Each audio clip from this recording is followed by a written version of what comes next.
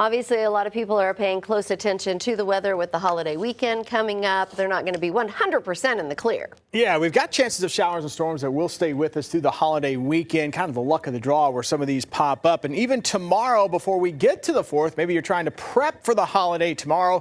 Some spotty storms will be possible. I think the highest chances, though, might be through the first half of the day. And then a little lower chance, but still an isolated storm possible once we get into the late afternoon and evening. And temperature-wise, I tell you what, can't complain about those numbers staying in the 80s tomorrow afternoon.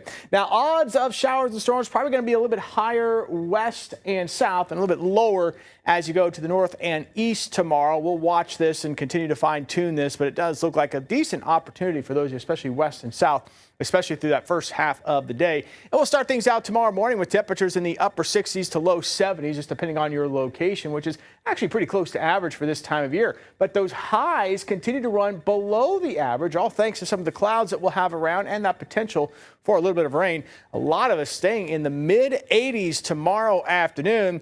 And with all the rain that we've had, temperatures have stayed relatively cool for so far this season.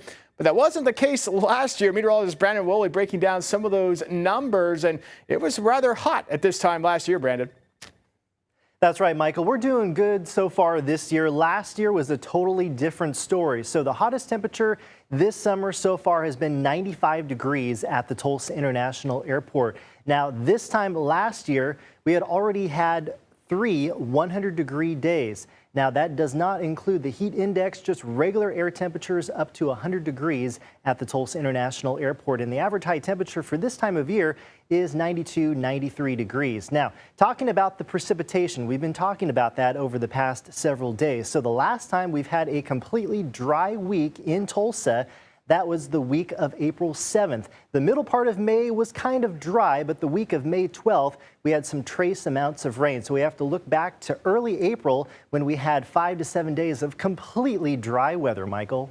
Yeah, what a wet stretch we have had. And we continue with these chances of showers and storms into July as well. Here's what it looks like, though, right now. Things are quiet in the metro on the Wade's RV Weather Camera Network. Some clouds out there along with some sunshine. 88 degrees. Again, that's the warmest we've been so far today. It's been a struggle to warm those numbers up. We've had a lot of clouds around through the first part of the day. And underneath some of those clouds, we still have some showers ongoing.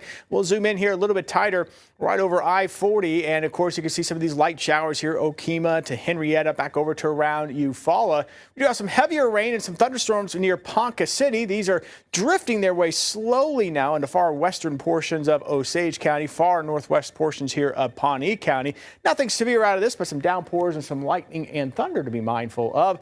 And as we take a look at what to expect here as we go over the next couple of days, this high that's sitting here just off to our north and west will continue to gradually work its way to the east and we get that clockwise flow around the high. So we're going to start drawing up some of that moisture out of the south. And with that and the weak disturbance around, that just gives us that chance for a shower or storm tomorrow. And, you know, that's pretty much what we're going to see as we go into the 4th of July as well. Kind of spotty in the morning hours and a little lesser chance into the afternoon. And we'll monitor that chance even as we go into those fireworks displays as we go into the evening hours. But the overall trend will be whatever storms are out there should weaken. As far as any severe weather through the 4th of July weekend, maybe a very low-end wind and hail threat with some of the stronger storms. I'm not expecting organized severe weather. And notice those temperatures, for the most part, staying right around that 90-degree mark through the weekend and into next week. And we'll break down the 10-day forecast coming up at 6 o'clock.